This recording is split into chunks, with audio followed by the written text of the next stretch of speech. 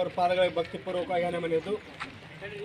ಇಂದು ಅಮೀನಗಡದ police ಠಾಣೆಯ ಸಿಬ್ಬಂದಿಗಳು ಈ ರಸ್ತೆ ಸಂಚಾರ ಸುರಕ್ಷತಾ ಅಭಿಯಾನ ಈ ಕಾರ್ಯಕ್ರಮಕ್ಕೆ ನಮ್ಮ ಕಾಲೇಜಿಗೆ ಆಗಮಿಸಿದ್ದಾರೆ. ನಮ್ಮ ಶ್ರೀ ಹುಚ್ಚೇಶ್ವರ ಪದವಿ ಪೂರ್ವ ಕಾಲೇಜಿನ ಪರವಾಗಿ ಆ ಪೊಲೀಸ್ ಅಧಿಕಾರಿಗಳನ್ನು ಈ ಕಾಲೇಜು ತುಂಬ ಹೃದಯದಿಂದ ಸ್ವಾಗತವನ್ನು ಕೋರ್ತಾ ಇದ್ದೇನೆ. ನಮ್ಮ ಕಾಲೇಜಿನ ಪ್ರಾಚಾರ್ಯರನ್ನು ಕೂಡ ಸ್ವಾಗತವನ್ನು ಕೋರ್ತಾ ಇದ್ದೇನೆ. ಅದೇ ರೀತಿ ಎಲ್ಲ ನಮ್ಮ ಮುದ್ದು ವಿದ್ಯಾರ್ಥಿಗಳನ್ನು ಕೂಡ ಈ ಕಾರ್ಯಕ್ರಮಕ್ಕೆ ಸ್ವಾಗತವನ್ನು ಕೋರ್ತಾ ಇದ್ದೇನೆ. ಇಲ್ಲಿ ತದನಂತರ ಹೇಳ್ತಾ ಇದ್ದಾರೆ ತಮಗೆಲ್ಲ ಈಗಾಗಲೇ ಮೊನ್ನೆ ನಮ್ಮ ಪ್ರಾಚಾರ್ಯರ ನೇತೃತ್ವದೊಳಗೆ ಈ ಕಾರ್ಯಕ್ರಮವನ್ನು ಕೂಡ ಹಮ್ಮಿಕೊಂಡಿತ್ತು, ರಸ್ತೆ ಸಂಚಾರ ಸುರಕ್ಷತಾ ಅಭಿಯಾನ. ಇಲ್ಲಿ ಪ್ರಮುಖವಾಗಿ ದ್ವಿಚಕ್ರ ಸವಾರರಿಗೆ ಹೆಲ್ಮೆಟ್ ಕಡ್ಡಾಯ ಅನ್ನುವಂಥ ವ್ಯವಸ್ಥೆ ನಾವು ಕಾಣ್ತಾ ಇದ್ದೀವಿ. ಅದೇ ರೀತಿಯೊಳಗೆ ವಾಹನ ಸವಾರರಿಗೆ ಸೀಟ್ ಬೆಲ್ಟು ಕಡ್ಡಾಯ ಅನ್ನುವಂಥ ಮಾತು. ಅದೇ ರೀತಿ ವಾಹನ ಚಲಾಯಿಸುವಾಗ ಮೊಬೈಲ್ ಬಳಕೆ ನಿಷೇಧ, ವಾಹನ ಚಲಾಯಿಸುವಾಗ ಮದ್ಯಪಾನ ಮಾಡಬಾರ್ದು, ಈ ವಾಹನ ಮತ್ತು ಚಾಲಕನ ಎಲ್ಲ ದಾಖಲಾತಿಗಳು ಕಡ್ಡಾಯ. ತಾವೆಲ್ಲ ಈಗಾಗಲೇ ಗೊತ್ತಿದ್ದಾಗೆ ಭಾಳಷ್ಟು ವಿದ್ಯಾರ್ಥಿಗಳು ಎಸ್ಪೆಷಲಿ ಹುಡುಗರು ಇವತ್ತು ವಾಹನವನ್ನು ಓಡಿಸ್ತಾ ಇದ್ದೀರಿ. ಇವತ್ತು ನಿಮಗೆ ಈ ಲೈಸೆನ್ಸ್ ಬೇಕಾಗ್ತದೆ. ಲೈಸೆನ್ಸ್ ಇಲ್ಲಾರ್ದ ನಾವು ಗಾಡಿಯನ್ನು ಓಡಿಸಿದ್ವಿ ಅಂತಂದ್ರೆ ಅಪರಾಧಿ ಆಗ್ತಾ ಇದ್ದೀವಿ. ಇವತ್ತು ನಾವೇನಾಗ್ತದಪ್ಪ ಅಂದ್ರೆ ನಾವು ನಮ್ಮ ಹೇರ್ ಸ್ಟೈಲ್ ಹಾಳಾಗ್ತದೆ ಅನ್ನುವಂಥ ಉದ್ದೇಶವನ್ನು ಇಟ್ಕೊಂಡು ನಾವು ಹೆಲ್ಮೆಟನ್ನು ಧರಿಸದೆ ಹೋಗ್ತಾ ಇದ್ದೀವಿ. ಇವತ್ತು ಹೇರ್ ಸ್ಟೈಲು ಹಾಳಾಗ್ತದೆ ಅಂತಂದ್ರೆ ನಾಳೆ ಎಲ್ಲರ ಅವಘಡ ಉಂಟಾಯ್ತಪ್ಪ ಅಂದ್ರೆ ನಮ್ಮ ಜೀವನವೇ ಹೋಗಿಬಿಡುತ್ತದೆ ಅನ್ನುವಂಥ ಮಾತನ್ನು ಈ ಸಂದರ್ಭದಲ್ಲಿ ನಿಮಗೆ ತಿಳಿಸ್ಲಿಕ್ಕೆ ಹೇಳ್ತಾ ಇದ್ದೀನಿ. ಅದಕ್ಕೆ ತಾವು ಗಾಡಿಯನ್ನು ಚಲಾಯಿಸುವಂಥ ಸಂದರ್ಭದಾಗ ಎಲ್ಲ ಮೂಲ ದಾಖಲಾತಿಗಳನ್ನ ಇಟ್ಕೊಳ್ಬೇಕು. ಮತ್ತು ವಾಹನ ಓಡಿಸುವಾಗ 4 ಮಂದಿ 5 ಮಂದಿನ ಹತ್ತಿಸ್ಕೊಂಡು ಹೋಗುವಂಥ ವ್ಯವಸ್ಥೆ ಆಗಬಾರ್ದು.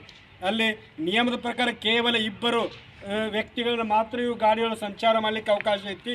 ಇವತ್ತು ಭಾಳಷ್ಟು ತಮಗೆಲ್ಲ ಗೊತ್ತಿದ್ದಾಗೆ ಒಂದು ಎಲ್ಲೋ ಬೆಂಗಳೂರಿನಾಗ ನಾನು ಟಿ ವಿ ನೋಡಿದಾಗ ಇವತ್ತು ಲೈಸೆನ್ಸ್ ಇಲ್ಲದಂಥ ವ್ಯಕ್ತಿ ಇವತ್ತು ಗಾಡಿ ಚಲಾಯಿಸಿಕೊಂಡು ಬಂದಾಗ ಆಕ್ಸಿಡೆಂಟ್ ಆಗಿಬಿಡುತ್ತು. ಆಕ್ಸಿಡೆಂಟ್ ಆದಾಗ ಬಹಳಷ್ಟು ಪರಿಣಾಮ ಬೀರಿರುವಂಥ ವ್ಯವಸ್ಥೆ ಕಾಣ್ತೀವಿ. ಎಷ್ಟೋ ಕೆಲವು ವಿದ್ಯಾರ್ಥಿಗಳು ನಾವೇನು ಮಾಡ್ತೀವಿ ಅಂದ್ರೆ ಗಾಡಿ ಯಾರ್ದೋ ಬೇರೆ ಗಾಡಿ ಇರ್ತದೆ, ಗಾಡಿ ತೊಗೊಂಡು ಓಡೋಗ್ಬಿಡ್ತೀವಿ.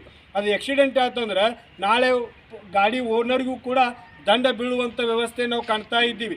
ಹೀಗಾಗಿ ತಾವು ರಸ್ತೆ ಸುರಕ್ಷತಾ ನಿಯಮವನ್ನು ತಾವು ಕಡ್ಡಾಯವಾಗಿ ಪಾಲಿಸಿಕೊಂಡು ಬರಲೇಬೇಕು.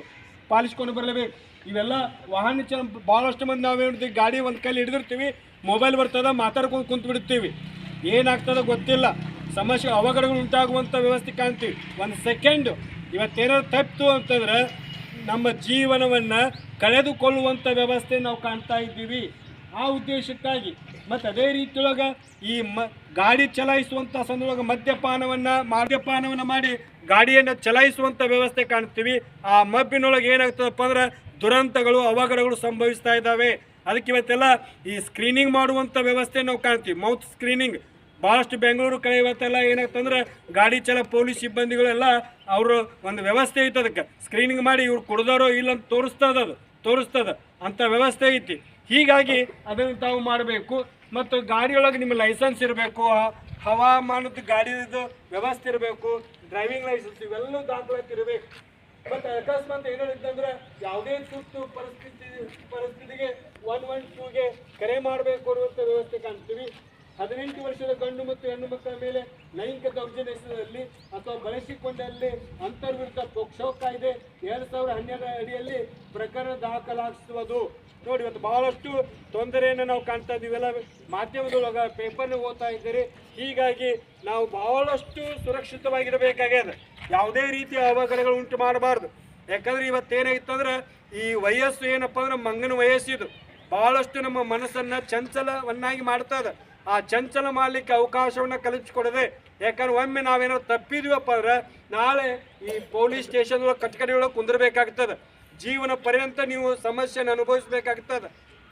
ತಮಗೆಲ್ಲ ಗೊತ್ತಿದೆ, ಆಗಲ್ಲ ದರ್ಶನ್ ಏನೋ ಮಾಡಿದಕ್ಕೆ ಎಂಥ ಸ್ಟಾರ್ ವ್ಯಕ್ತಿ ಇದ್ರೂ ಕೂಡ ಇವತ್ತು ಪೊಲೀಸ್ ಕಟಕಡೆಯೊಳಗಿರುವಂಥ ವ್ಯವಸ್ಥೆ ನಾವು ಕಾಣ್ತೀವಿ.